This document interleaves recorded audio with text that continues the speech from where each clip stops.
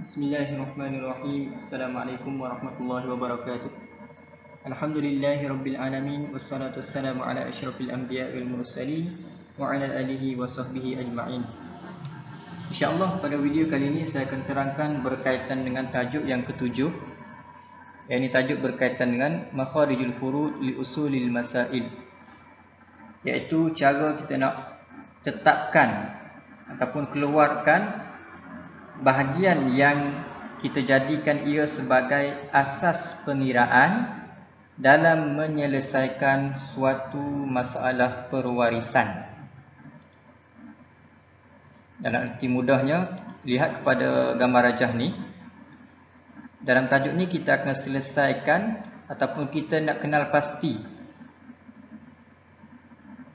bahagian ataupun nombor yang sesuai dijadikan asas pengiraan dalam menyelesaikan suatu masalah perwarisan, iaitu nombor yang kita nak letak dalam petak warna merah sebagaimana terpapar dalam video kali ini. Dan seterusnya berdasarkan petak ni barulah boleh dilakukan pengiraan. Untuk tu para pelajar boleh rujuk pada buku teks muka surat 49.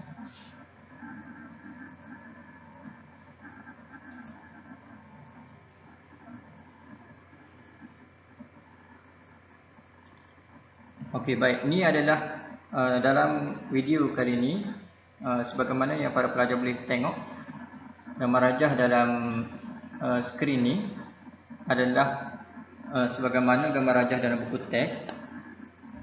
Dan para pelajar perlu ambil perhatian kepada gambar rajah ni,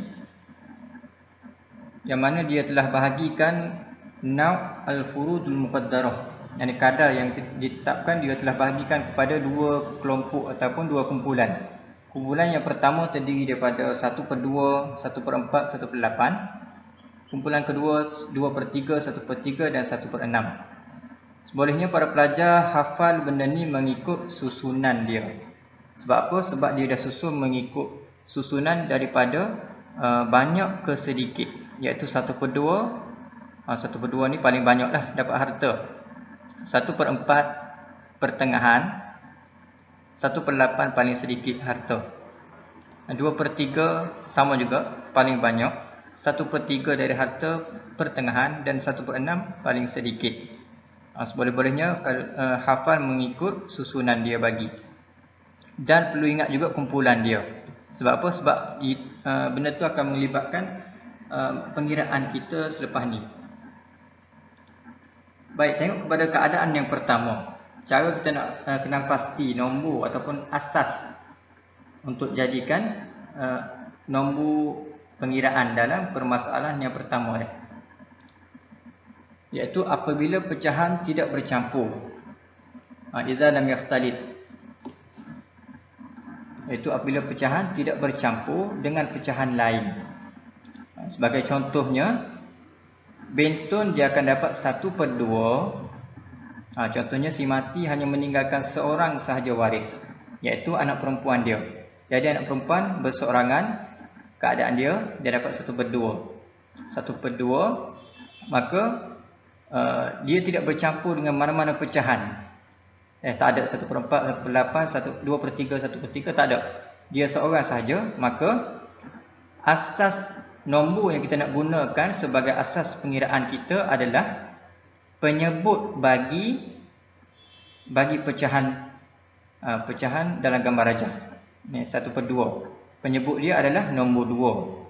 Jadi nombor 2 tu dijadikan asas pengiraan kita dalam masalah perwarisan yang ni. Jadi kita isi nombor 2 sini. Dan cara nak kira dia senang sahaja. Asas pengiraan kita dah jumpa. Nombor 2 ni kita bahagikan dengan nombor 2 pada pecahan ni. 2 bahagi 2 sama dengan 1. 1 darab 1 sama dengan 1. Jadi lebihannya adalah 1. Okey, itu sahaja kaedah pengiraan bagi menyelesaikan masalah pewarisan yang ini. pada contoh 1 ni.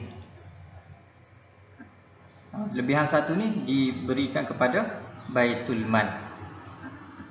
Seterusnya contoh yang kedua pula, sama juga apabila pecahan tidak bercampur. Idza lam yakhtalif. Apabila pecahan tu tidak bercampur, cumanya adanya asabah. Contoh 2. Bentun sebagaimana biasa 1/2 akhun syaqiq asabah. Jadi cara pengiraan dia, kita ambil dia punya penyebut bagi pecahan dalam masalah ni, iaitu 2. Jadi 2 kita isi pada petak yang berwarna merah. Seterusnya pengiraan dia sebagaimana biasa. Yang ni perlu ingat, 2 bahagi dengan 2 sama dengan 1. 1 darab 1, jawapannya adalah 1. Dan lebihan harta, akhun syakid dia dapat baki harta. Jadi baki hartanya berapa? Baki hartanya adalah 1. Dan complete semua sekali adalah 2. Selesai. Tiada lebihan harta yang perlu diserahkan kepada Baitul Mal. Sebab apa? Sebab adanya golongan mendapat asabah, baki harta. Bila adanya golongan ni, automatiknya tidak akan berlaku lebihan harta. Sebab apa? Sebab dia yang akan mendapat baki harta. Tak kira lah banyak ke sikit ke, ataupun baki itu tak ada langsung. Jadi itu adalah pengiraan bagi contoh yang kedua. Untuk situasi yang ketiga, situasi yang ketiga ni saya bagi kepada para pelajar, cuba selesaikan situasi yang ketiga. Sama sahaja dengan situasi kedua dan yang pertama, iaitu pecahan dia tidak bercampur. Bagaimana untuk kita selesaikan? Boleh selesaikan dan hantar sebagaimana biasa, hantar gambar kepada saya bagaimana kaedah penyelesaian, dan saya akan bagi tahu dia punya jawapan.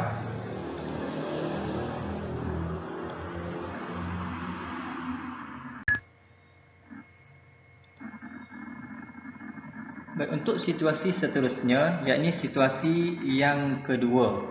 Tadi situasi yang pertama ataupun keadaan yang pertama, di mana pecahan tidak bercampur.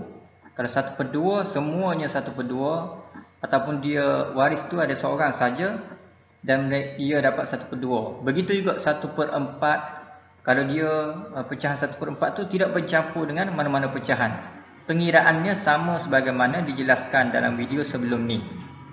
Untuk situasi yang kedua, yakni apabila pecahan bercampur, imma idza ikhtalata ahadul furud bi akhar.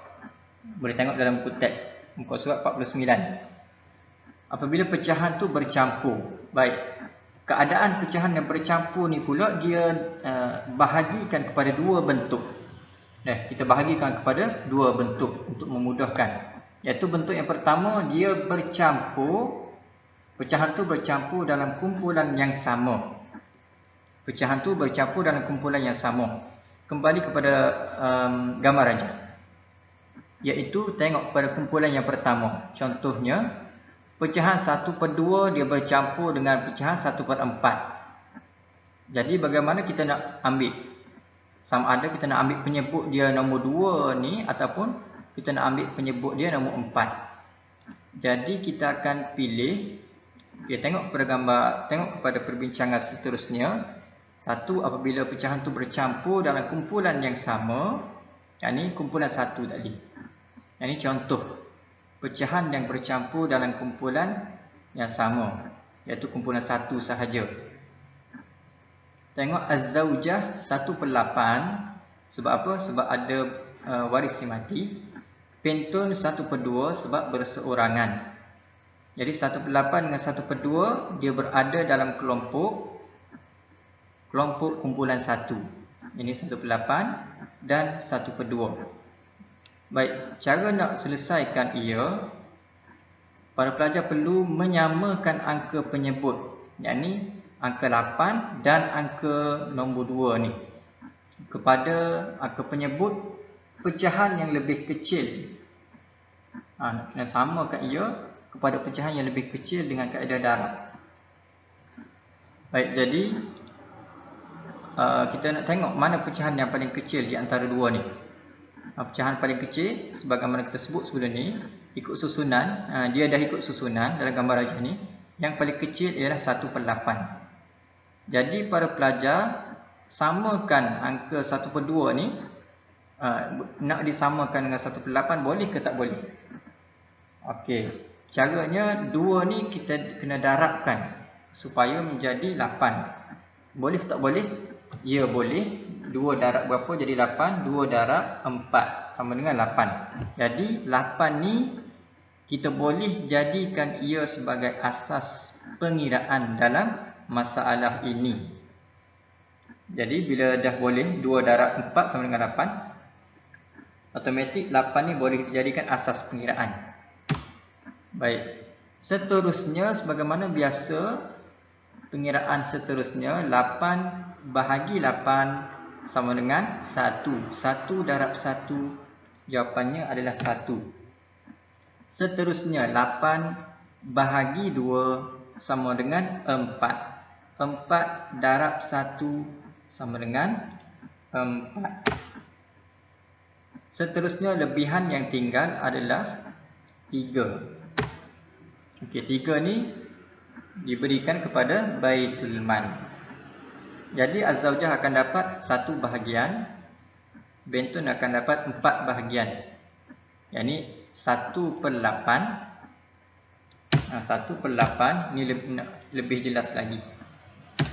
Dan 4/8. Jadi yang tinggal 3/8. Dan ni secara komplit. Baik, selesai contoh yang pertama, iaitu dalam kumpulan 1 sahaja. Dia bercampur, pecahan tu bercampur dalam kumpulan 1 sahaja. Contoh yang kedua, contoh pecahan yang bercampur dalam kumpulan yang sama juga, tetapi ni dalam kumpulan 2 sahaja. Baik, untuk contoh ni cara penyelesaiannya sama sebagaimana contoh yang pertama tadi. Untuk tu para pelajar boleh cuba lengkapkan jadual ni dan hantar kepada saya, dan kita tengok adakah betul ataupun salah jawapan para pelajar. Cara penyelesaian dia sama sahaja sebagaimana situasi contoh yang pertama tadi, iaitu dengan cara kita kenal pasti dulu pecahan yang paling kecil di antara dua pecahan ni. Setelah kita kenal pasti, iaitu 1/8 adalah pecahan paling kecil, maka kita kenal pasti pula kaedah darab, iaitu 2 ni boleh ke tidak didarabkan supaya menjadi 8. Dan kita jumpa dia punya kaedah dia, iaitu 2 darab 4 sama dengan 8. Maka 8 ni boleh dijadikan sebagai asas pengiraan. Seterusnya kita kira sebagaimana biasa. Begitu juga pada contoh yang kedua, para pelajar boleh cuba lengkapkan jadual ni.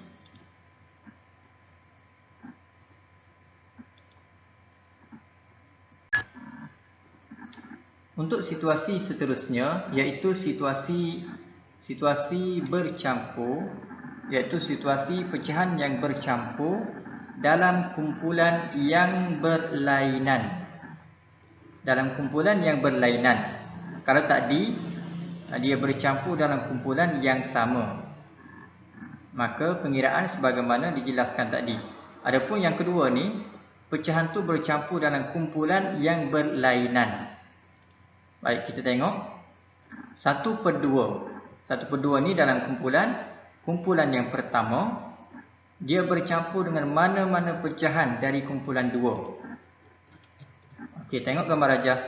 1/2 iaitu dari kumpulan yang pertama, dia bercampur dengan mana-mana pecahan dari kumpulan yang kedua ini, maka asas bagi pengiraan dalam masalah ni adalah dengan menggunakan nombor 6.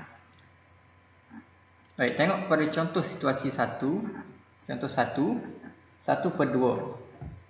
Si mati meninggalkan suami, 2 orang adik-beradik seibu sebapa, ibu dan 2 orang adik-beradik seibu.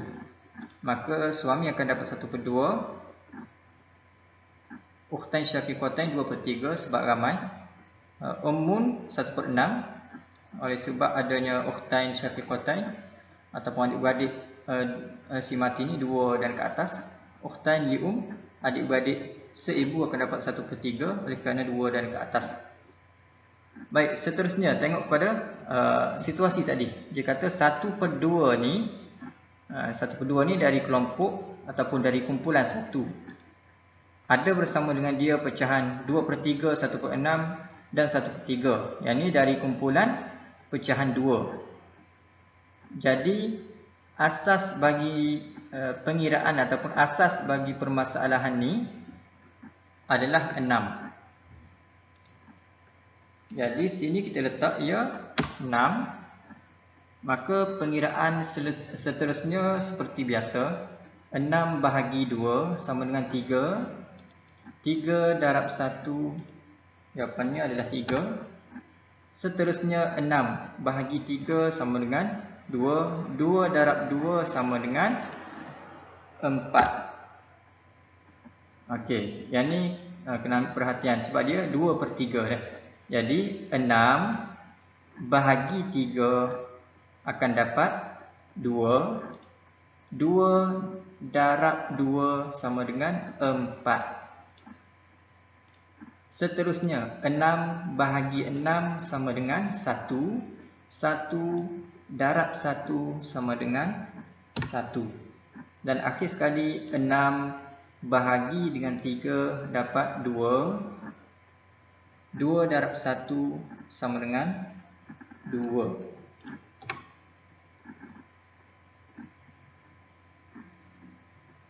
Baik, seterusnya campur semua sekali. 7, 8, 9, 10. Jadi keseluruhan asas pengiraan ni dia berubah. Sepatutnya 6 tapi berubah kepada 10. Yang ini termasuk dalam permasalahan yang akan kita belajar pada tajuk seterusnya, iaitu al-aun, berlakunya lebihan ataupun berlakunya perubahan pada asas pengiraan. Sepatutnya 6, dia berubah kepada 10. Tapi pengiraannya sebagaimana biasa. Lebihan ni adalah al-aun. Yang tu kita akan belajar pada sesi ataupun tajuk seterusnya. Seterusnya contoh yang kedua. Contoh yang kedua, si mati meninggalkan zaujun, seorang suami, dan 2 orang adik-beradik seibu sebapa. Maka zaujun akan dapat 1/2 oleh kerana tak ada waris. Ukhtain syaqiqatain akan dapat 2/3 oleh kerana 2 dan ke atas. Ini 2 orang. Jadi 1/2 dan 2/3. Bagaimana untuk kita selesaikan? Ingat balik, apabila pecahan 1/2 ada bersama dengan kumpulan pecahan yang kedua, ataupun 1/2 bersama dengan mana-mana pecahan dari kumpulan yang kedua, maka asas pengiraannya adalah 6. Ingat balik sebagaimana contoh yang pertama. Asas pengiraan dia tidak berubah. Poin utamanya 1/2 bersama dengan mana-mana pecahan, bukan bersama dengan semua. Bersama dengan mana-mana pecahan dari kumpulan yang kedua. Dari kumpulan yang kedua. Jadi asas pengiraannya adalah 6. Tak kira lah 1/2 bersama dengan 2/3 sahaja ke, ataupun 1/2 bersama dengan 1/6 sahaja, ataupun 1/2 bersama dengan 1/3. Asas pengiraan tetap menjadi 6. Jadi 6 bahagi 2 sama dengan 3. Sama dengan 3. 3 darab 1 sama dengan 3. Seterusnya 6 bahagi 3 sama dengan 2. 2 darab 2 sama dengan 4. Baki jumlah keseluruhan 4 campur dengan 3, 7. 7 ni disebut juga sebagai al-aun, berlaku perubahan pada asas masalah daripada 6 kepada 7. Itu contoh yang kedua. Situasi seterusnya masih lagi situasi pecahan tu bercampur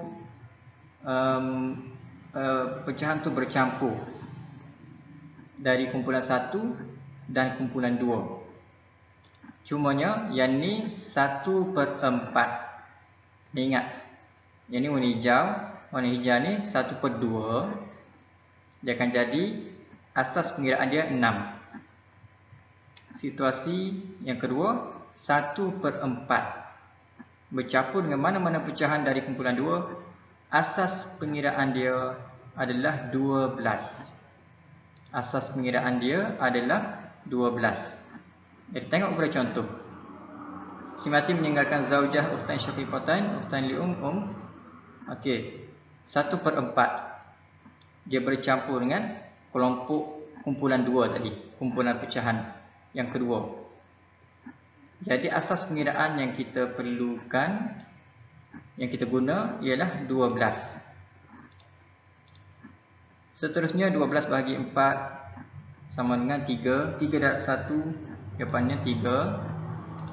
Seterusnya 12 bahagi 3 sama dengan 4. 4 darab 2 sama dengan 8. Seterusnya 12 bagi 6 sama dengan 2. 2 darab 1 2. 12 bagi 3 sama dengan 4. 4 darab 1 sama dengan 4. Sama dengan 4.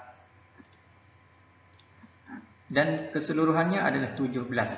17 ni juga adalah disebut al-aun. Yang ni berlakunya perubahan pada asas permasalahan kita. Seterusnya contoh yang kedua. Untuk contoh yang kedua, para pelajar boleh cuba selesaikan dan hantar kepada saya, kita akan bincang.